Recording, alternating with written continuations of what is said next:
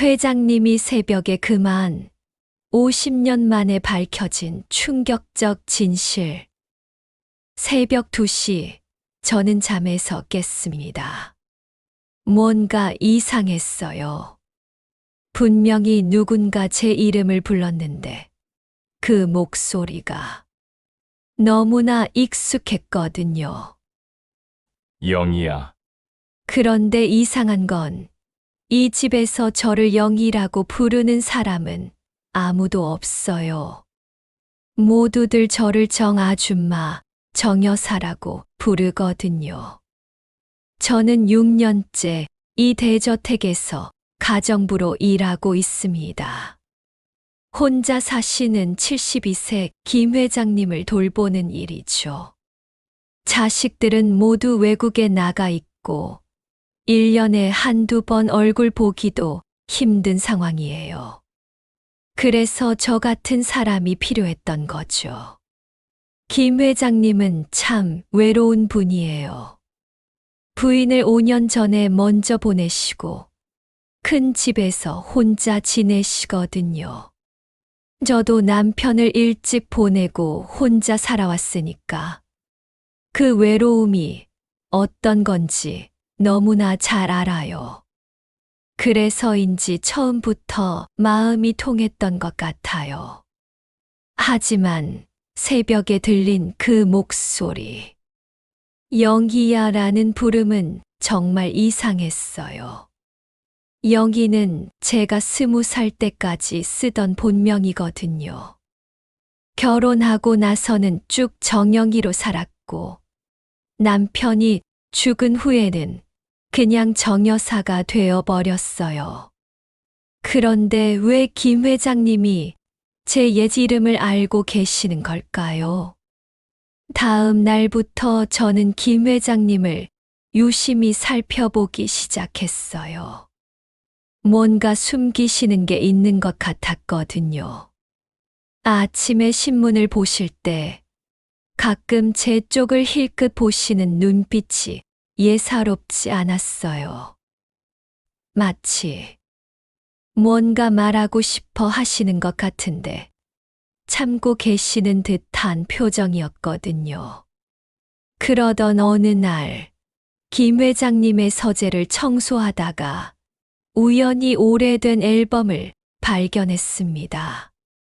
궁금해서 살짝 열어봤는데 세상에 그 안에 제 사진이 있는 거예요. 20살 때의 저, 그것도 제가 기억도 못하는 사진이었어요. 기차역에서 찍은 것 같은데 저는 하얀 원피스를 입고 있었고 누군가와 함께 있는 모습이었어요. 심장이 쿵쾅거렸어요. 이게 무슨 일인지 도무지 이해할 수 없었거든요. 왜 김 회장님이 제 옛 사진을 가지고 계신 걸까요? 그것도 50년이나 된 사진을요. 그날 저녁 저는 용기를 내어 김 회장님께 물어봤습니다. 회장님, 혹시 저를 예전부터 아셨나요? 김 회장님은 잠시 망설이시더니 이렇게 말씀하셨어요. 정여사, 옛날 일은 묻어두는 게 좋지 않겠소? 하지만 저는 포기할 수 없었어요. 뭔가 중요한 비밀이 숨겨져 있다는 확신이 들었거든요.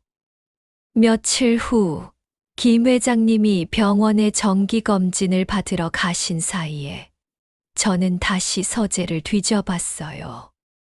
그리고 책상 서랍 깊숙한 곳에서 편지 한 통을 발견했습니다. 50년 전 제가 쓴 편지였어요. 편지를 읽는 순간 모든 기억이 되살아났습니다. 50년 전 저는 20살이었어요. 그때 저는 김민호라는 남자와 사랑에 빠져 있었죠. 그 분이 바로 지금의 김 회장님이었던 거예요. 하지만 그때 저희는 너무나 다른 계층이었어요. 저는 가난한 공장 딸이었고, 민호 씨는 대기업 후계자였거든요. 저희는 몰래 만났어요. 기차역 근처 작은 카페에서, 때로는 공원에서. 그렇게 1년 넘게 사랑했죠. 하지만 민호 씨의 아버지가 저희 사이를 알게 되었고, 저에게 거액의 돈을 건네며 떠나라고 하셨어요. 내가 정말 민호를 사랑한다면 그 애의 미래를 망치지 말고 떠나라. 그때 저는 정말 어리고 바보였어요. 그 돈을 받고 편지 한 장만 남긴 채 사라져 버렸거든요. 사랑해요. 하지만 우리는 너무 달라요. 행복하세요라고 써놓고 그 편지를 김 회장님이 50년 동안 간직하고 계셨던 거예요. 김 회장님이 병원에서 돌아오셨을 때 저는 편지를 들고 있었어요. 손이 부들부들 떨렸지만 물어볼 수밖에 없었어요. 회장님, 아니, 민호 씨. 왜 저를 찾아내신 건가요? 김 회장님의 얼굴이 하얗게 변했어요. 잠시 말문이 막히시더니 천천히 입을 여셨습니다. 영희야, 나는 50년 동안 너를 찾았다. 내가 왜 사라졌는지, 뭔 일이 있었는지, 아버지가 뭘 했는지 나중에 알았을 때 나는 미쳐버릴 것 같았어. 그러면서 김 회장님은 충격적인 이야기를 들려주셨어요. 저를 찾기 위해 사립탐정을 고용했다는 것. 저희 동네를 수십 번 돌아다니며 수소문했다는 것. 그리고 3년 전에 마침내 제가 이 근처에서 가정부로 일한다는 걸 알아냈다는 것까지. 그런데 왜 그동안 모른 척 하셨어요? 내가 다른 사람과 결혼해서 행복하게 살고 있다고 생각했어. 그런데 남편이 돌아가셨다는 걸 알고도 나는 용기가 없었다. 50년이나 지났는데 내가 날 기억이나 할지 아니면 싫어하지는 않을지. 그 순간 대문에서 차 소리가 들렸어요. 김 회장님의 큰아들이 갑작스럽게 찾아온 거였어요. 김 회장님의 아들 김상호 씨가 들어오자마자 저희의 대화를 듣게 되었어요. 그의 얼굴이 일그러졌습니다. 아버지, 이게 무슨 일입니까? 가정부와 무슨? 상호야, 이 사람은 내 옛 연인이야. 50년 전에 헤어졌지만 지금도 내가 사랑하는 사람이다. 김상호 씨는 거의 발광할 지경이었어요. 말도 안 돼요! 아버지 나이가 몇 살인데 이런 말씀을! 그리고 이 사람이 돈 때문에 접근한 건 아닌지 어떻게 알아요? 그 말에 제 가슴이 찢어질 것 같았어요. 50년 전과 똑같은 상황이었거든요. 또다시 신분의 차이, 가족의 반대. 김상호 씨는 더 심한 말을 했어요. 아버지 재산이 수백억인데 이런 여자가 접근하는 걸 가만둘 수 없어요. 당장 이 집에서 나가세요! 저는 참을 수 없었어요. 50년 전에는 어리고 겁이 많아서 도망쳤지만, 이제는 달랐어요. 김상호 씨, 저는 50년 전에도 돈 때문에 당신 아버지를 떠난 게 아니에요. 오해 때문에 떠났던 거예요. 그리고 지금도 돈이 필요하다면 이렇게 가정부로 6년씩이나 일했겠어요?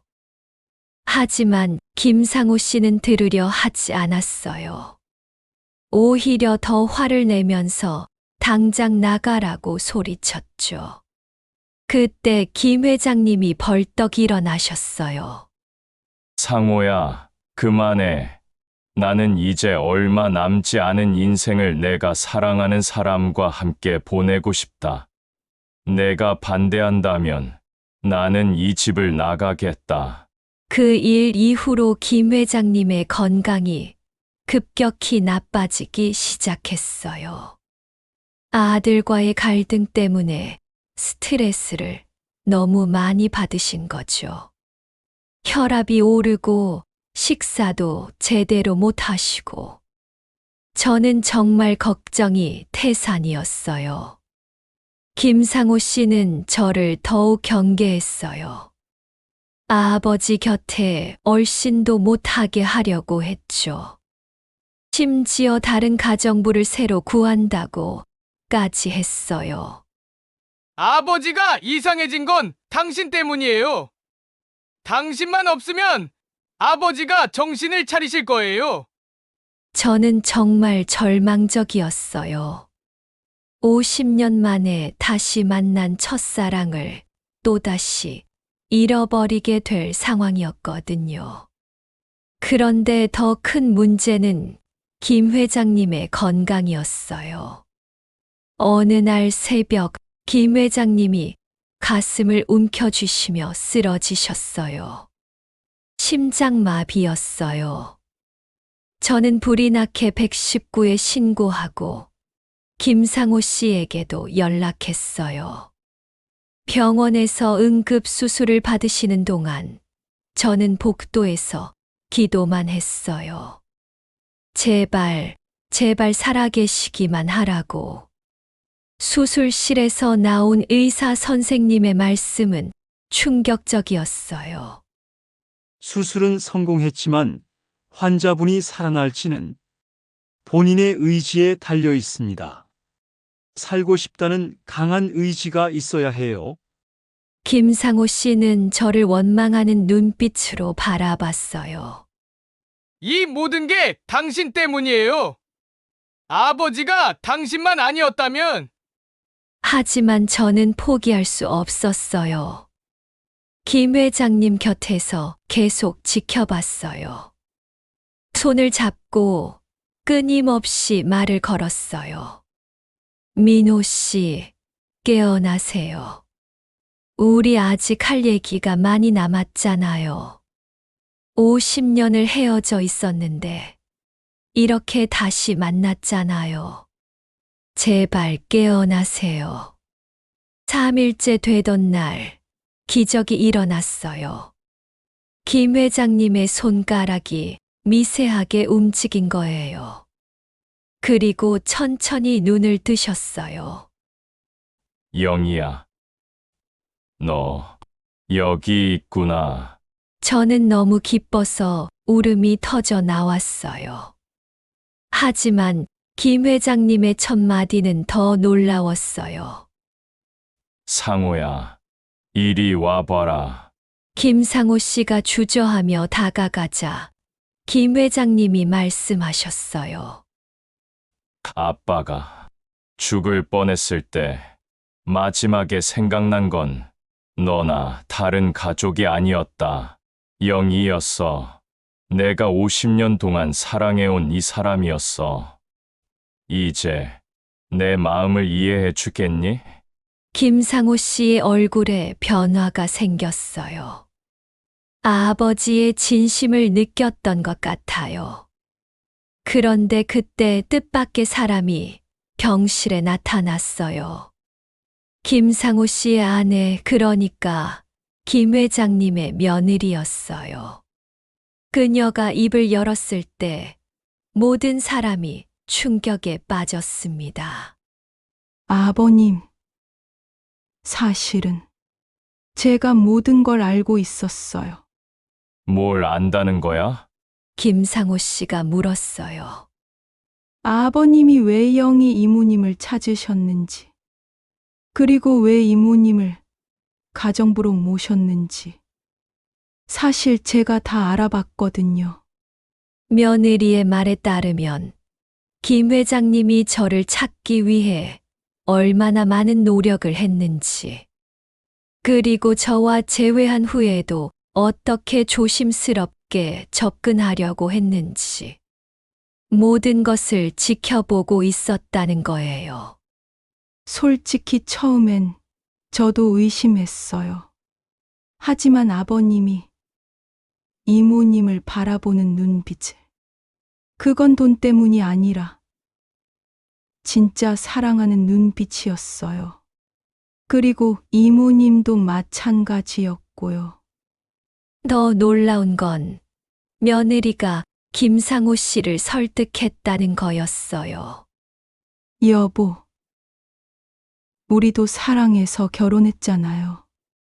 아버님이 마지막 인생을 사랑하는 사람과 함께 보내고 싶어 하시는데 왜 반대해야 해요? 나이가 들어서도 사랑할 수 있다는 게 얼마나 아름다운 일인데요. 김상호 씨는 한참 동안 말이 없었어요. 그러다가 갑자기 제게 고개를 숙였습니다. 영희 이모님, 죄송합니다. 제가 너무 성급하게 판단했네요. 아버지가 정말 행복해 하시는 모습을 보니 제가 틀렸다는 걸 알겠어요. 김 회장님이 회복되신 후 우리는 조용한 결혼식을 올렸어요. 가족들만 참석한 소박한 결혼식이었지만 저에게는 세상에서 가장 아름다운 순간이었어요. 50년 만에 다시 만난 첫사랑과의 결혼. 누가 상상이나 했겠어요? 결혼식에서 김 회장님이, 아니, 이제는 제 남편이 된 민호 씨가 한 말이 잊혀지지 않아요. 영희야, 우리가 20살에 헤어졌을 때 나는 세상이 끝난 줄 알았다. 하지만 지금 생각해보니 그때 헤어진 게 오히려 잘된 일일 수도 있어. 우리 둘 다 각자의 인생을 살아보고 이제 정말 서로가 소중하다는 걸 알게 되었잖아. 정말 그랬어요. 20살 때의 사랑은 열정적이었지만 미숙했어요. 하지만 지금의 사랑은 깊고 따뜻하고 서로를 진정으로 이해하는 사랑이에요. 결혼 후 우리는 조용한 교회의 작은 집으로 이사했어요. 큰 저택보다는 둘만의 아늑한 공간이 더 좋았거든요. 매일 아침 일어나서 민호 씨와 함께 산책을 해요. 손을 잡고 걸으면서 하루하루의 소소한 이야기들을 나누죠. 젊을 때는 몰랐던 이런 평범한 행복이 얼마나 소중한지 이제야 알게 되었어요. 가끔 민호 씨가 그래요. 영희야, 나는 참 행운아인 것 같아. 첫사랑과 결혼까지 하게 되다니. 이런 일이 정말 가능한 줄 몰랐어. 저도 같은 생각이에요. 65세가 되어서 이런 기적 같은 일을 경험하게 될 줄이야. 우리는 이제 서로의 건강을 챙기며 조용히 살아가고 있어요. 때로는 옛 추억을 이야기하기도 하고, 때로는 앞으로의 계획을 세우기도 해요. 여행도 함께 다니고, 취미 활동도 함께 해요. 무엇보다 좋은 건 서로를 있는 그대로 받아들인다는 거예요. 젊을 때처럼 완벽하려고 애쓰지 않아도 돼요. 주름이 늘고 몸이 불편해도 서로를 사랑해요. 여러분, 제 이야기 어떠셨나요? 저는 이 경험을 통해 깨달은 게 있어요. 사랑에는 나이가 없다는 것, 그리고 포기하지 않으면 기적은 일어날 수 있다는 것이요. 혹시 여러분 중에도 젊은 시절에 그리운 사람이 있으신가요? 아니면 지금이라도 새로운 사랑을 시작하고 싶으신가요? 나이가 들었다고 해서 사랑을 포기할 필요는 없어요. 오히려 지금이야말로 진정한 사랑을 할 수 있는 나이가 아닐까요? 서로를 이해하고 배려하고 진심으로 아낄 수 있는 저희 부부는 이제 70대가 되었지만 매일매일이 행복해요. 아침에 눈 떠서 서로의 얼굴을 보는 것만으로도 감사해요. 여러분도 용기를 내세요. 사랑할 용기, 다시 시작할 용기를요. 인생은 아직 끝나지 않았어요. 오히려 지금부터가 진짜 시작일 수도 있어요. 오늘 제 이야기가 여러분의 마음에 작은 용기라도 심어드렸다면 좋겠어요. 그리고 혹시 비슷한 경험이 있으시다면 댓글로 들려주세요. 영상이 도움이 되셨다면 좋아요와 구독 부탁드릴게요. 다음에도 여러분의 마음을 따뜻하게 해드릴 수 있는 이야기로 찾아뵙겠습니다. 감사합니다.